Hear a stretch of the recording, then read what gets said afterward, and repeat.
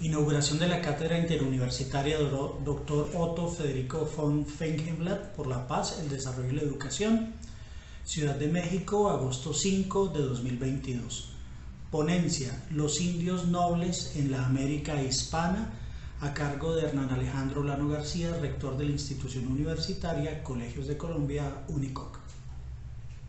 Fue el Imperio Español un conglomerado de reinos que se extendían tanto por Europa como por las Indias, con la diferencia que los reinos europeos, Castilla, León, Aragón, Cataluña, Valencia, Mallorca, Nápoles, Sicilia o Flandes, la jurisdicción de la tierra se repartía entre la corona, tierras de realengo y la nobleza con tierras de solariego. En los reinos de Indias, la jurisdicción de todas las tierras es de realengo y en consecuencia todos sus habitantes, tanto los de origen español como los autóctonos, son hombres libres e iguales ante la ley, como se regulaba en las denominadas leyes de Indias. Es decir, que en las Indias los naturales eran hombres libres y vasallos del rey, como los propios españoles. Con el reconocimiento pontificio, se consignó, invistió y asignó soberanía a España sobre las Indias occidentales, configurándose las denominadas regalías de la corona, que concedían ciertos derechos a los particulares a través de las capitulaciones y los repartimientos. En las capitulaciones se regulaban las relaciones entre la corona y los hombres que componían la empresa descubridora y conquistadora, además de una estructura de repartimientos con los que se entregaba a un español o a un criollo con méritos, con dinero o con influencias, un determinado territorio y número de indígenas para instruirlos, defenderlos y adoctrinarlos en la fe cristiana. En América existieron diversas culturas con diferentes estructuras sociales con mayor o menor complejidad antes de la llegada de los conquistadores peninsulares. Así, cuando los conquistadores se encontraron con un gobernante que bajo su dominio tenía amplios territorios y hasta por vasallos a otros soberanos de algunas regiones más pequeñas, procedieron a identificarlo en estatus con los emperadores europeos. Caso del Blay Tlatoani Mexica Moctezuma II y del Zapay Inca del Tahuantinsuyo Atahualpa, mientras que a los miembros de sus familias los denominaron príncipes. En estos casos, la corona designó desde 1538 a los señores y sus descendientes como caciques, término de procedencia caribe que se popularizó desde el primer viaje de Cristóbal Colón a nuestro continente. Desde el mismo momento del descubrimiento, la corona reconoce la existencia de una nobleza indígena en los caciques indios y sus descendientes. Precisamente, Fray Bartolomé de las Casas sostuvo que los nobles indígenas eran tan príncipes e infantes como los de España, o los de Castilla particularmente. Ello quedó así recogido precisamente en las leyes de Indias y luego explícitamente confirmado por Real Cédula de Carlos II del 12 de marzo de 1697. En ese reconocimiento se establece que a los señores caciques y cacicas, a las señoras cacicas, deben guardárseles en todos los aspectos y casos las mismas exenciones y preeminencias que a los hidalgos de Castilla, pudiendo ejercer los puestos gubernativos, políticos y de guerra, que todos piden limpieza de sangre y por estatuto la calidad de nobles, siendo por lo tanto su nobleza superior a la reconocida para descubridores y pobladores y en nada diferente a la nobleza afuero de España. Adicionalmente, por la Real Cédula del 26 de marzo de 1698, se les autorizó a usar el tratamiento de don antepuesto a su nombre. Incluso algunos miembros de la alta nobleza indígena, descendientes de Moctezuma II y de Atahualpa, como don Melchor Carlos Inga y su hijo don Juan Melchor Inga, pertenecieron a la Orden de Santiago como caballeros.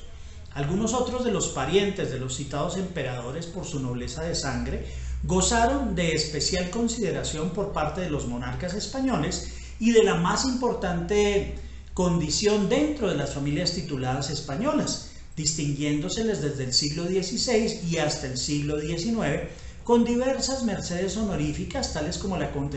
concesión de títulos de Castilla, entre los que están, para los descendientes del Blade Tlatoani Moctezuma II, los de duques de Moctezuma de Tultengo, vizconde de Ilucán, marqués de la Liceda, y para los descendientes del Zapay Inca, los de Marquesa de Santiago de Oropesa y Adelantada del Valle de Yupanqui, así como hábitos de las órdenes militares peninsulares de Alcántara, Calatrava, Santiago y Montesa, hasta entronques con las casas del cuarto conde del Valle de Orizábal, del cuarto conde de Miravalles, etc.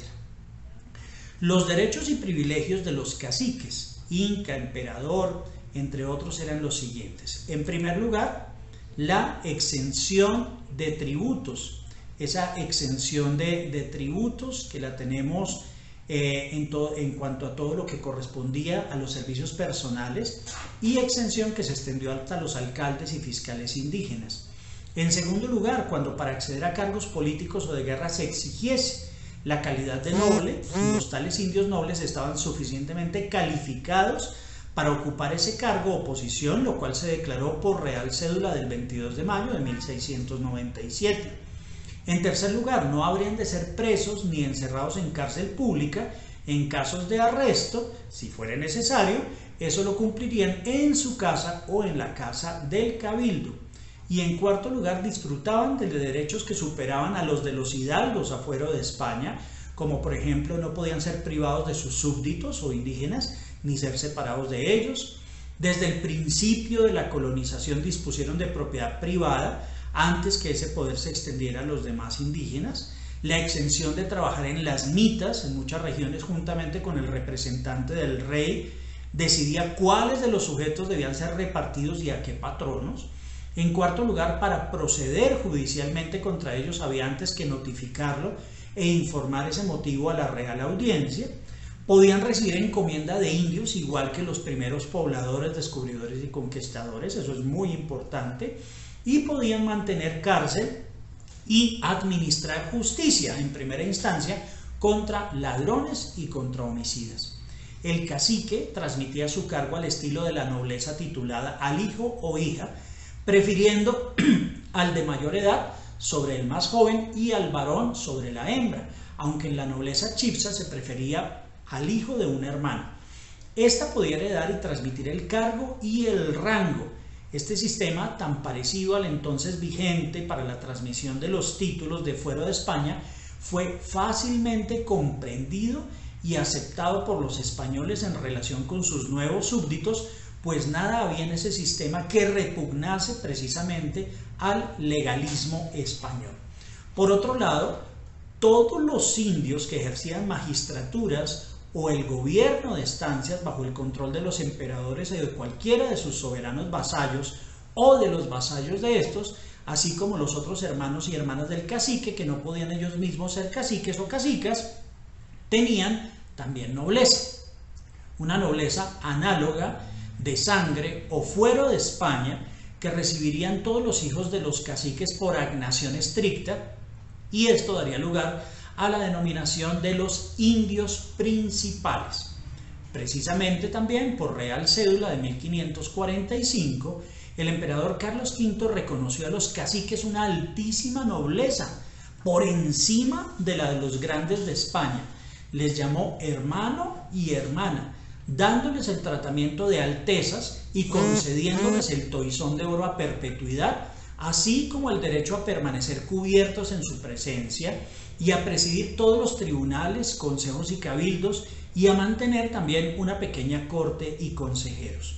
Socialmente, los caciques tuvieron una notoria influencia en la vida social, y 100 años después de la conquista casi todos eran hombres educados y de cierta riqueza, y no pocos de ellos se erigieron en defensores de su pueblo y en líderes de las reivindicaciones indígenas, como el caso del mestizo tunjano don Diego de Torres y Moyachoque, cacique de Turmequé, quien propuso en 1584, aunque se realizó hasta 1596, a Felipe II la expedición de la cédula por medio de la cual don Diego le proponía crear la figura del protector general de los indios, un antecedente español, tunjano, colombiano de la Nueva Granada, de la Defensoría del Pueblo.